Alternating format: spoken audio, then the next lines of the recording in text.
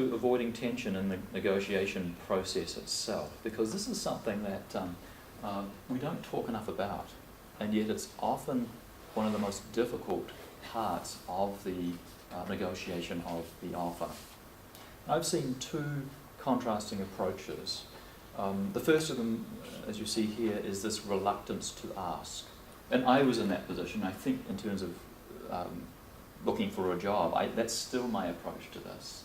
You know, I sort of say, why are we worried about salaries and benefits packages? I just want to go and do excellent teaching and research, right? And if there's money, that's a good thing. Well, obviously that's a totally unrealistic perspective, but I am, and I'm the guy who said I'll teach all 9 courses, you know, on fax machine, so I'm the bad example of this, right? But what's important here is that there's a contrast, and there are these two polarized positions of not wanting to ask about the terms of the offer, and the other side of it is this sense of entitlement, and I'll come to that in a minute. Thankfully, the first approach is the most frequent one.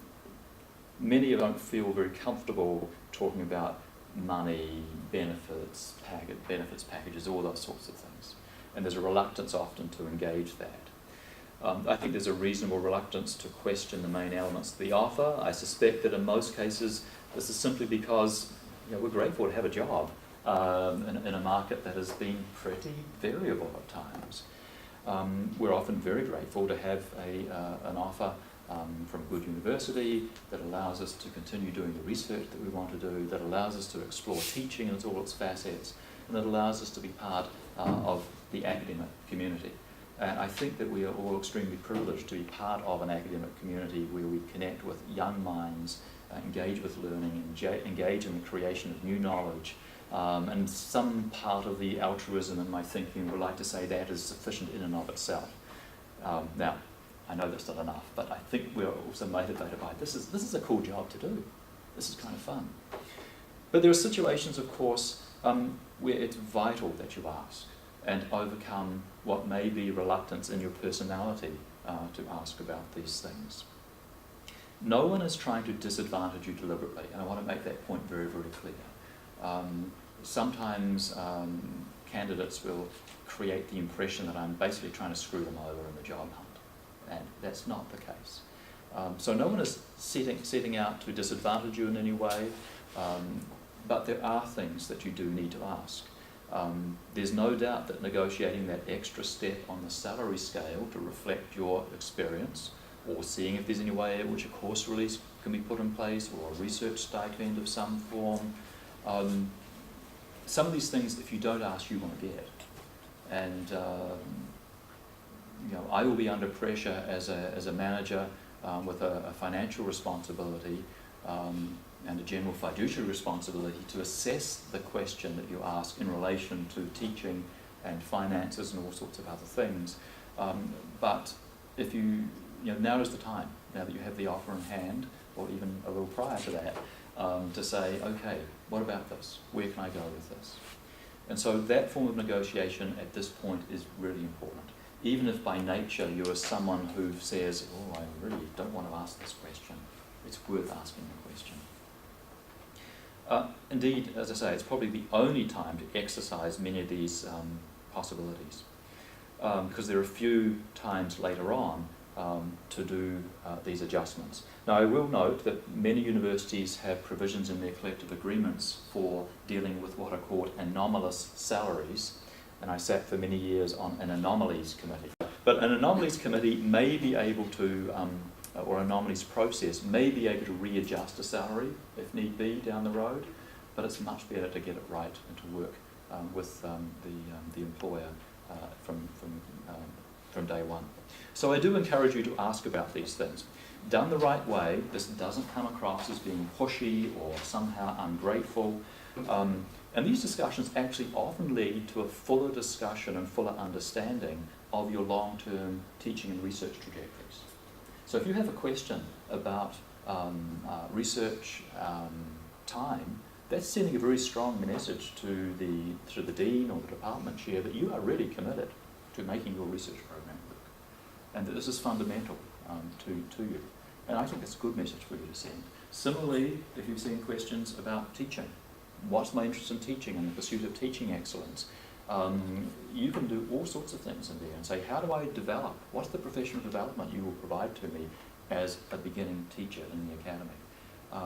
Is there a course release that would allow me to better develop some new courses beyond what you're going to expect me to teach in year one? So there's some things you can ask about here that actually send very positive messages, even though they sometimes seem to be difficult in the negotiation process. Well, the other approach is rather different, and obviously I'm trying to position two sides of the spectrum. The other approach is to come in with guns blazing, disdainful of the offer, dismissal of, and I quote, the appallingly low salary, which consigns your university to the bottom of the heap, comparing the benefits package to the gold-plated one at my, quote, current university.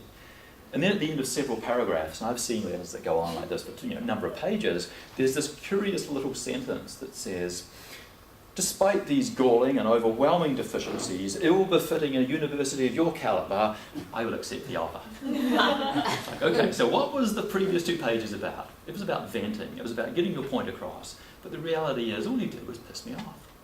Right? You spent 2 pages really saying, I don't want to do this. And if you don't want to do it, don't do it. Find another way of sending that message. I'm not saying the message is not wrong.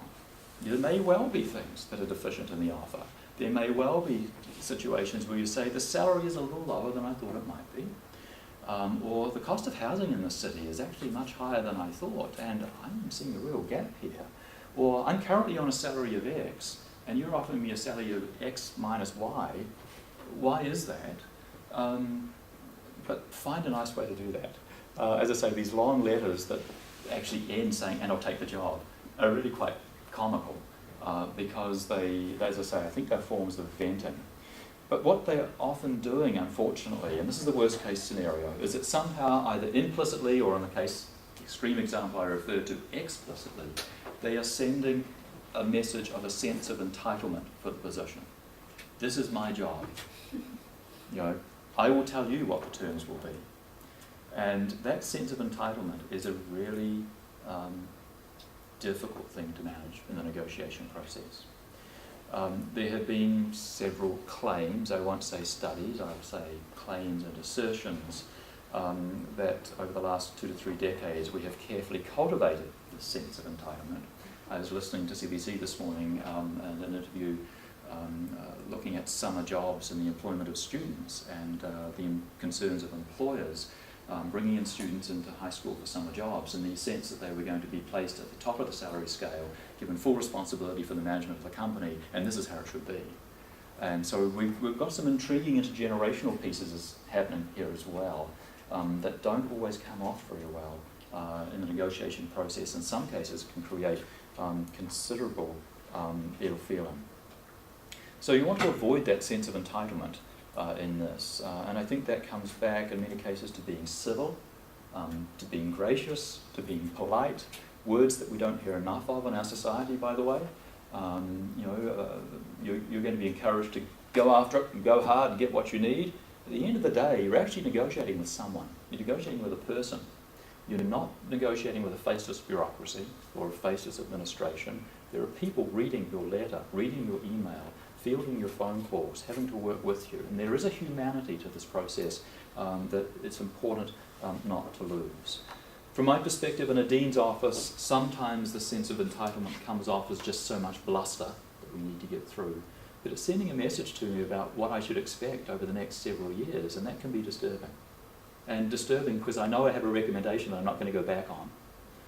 But it may make it more difficult for me to put other things on the table. And so there has to be a balance between asking in an appropriate way versus coming in and saying, this is how it shall be. And particularly as sometimes this invective is directed at items that simply can't be changed significantly without causing difficulties in collective agreements or indeed the processes that govern our hiring. So as I say, thankfully I don't read responses like this frequently, but they are there, and I would urge that you not be in that group.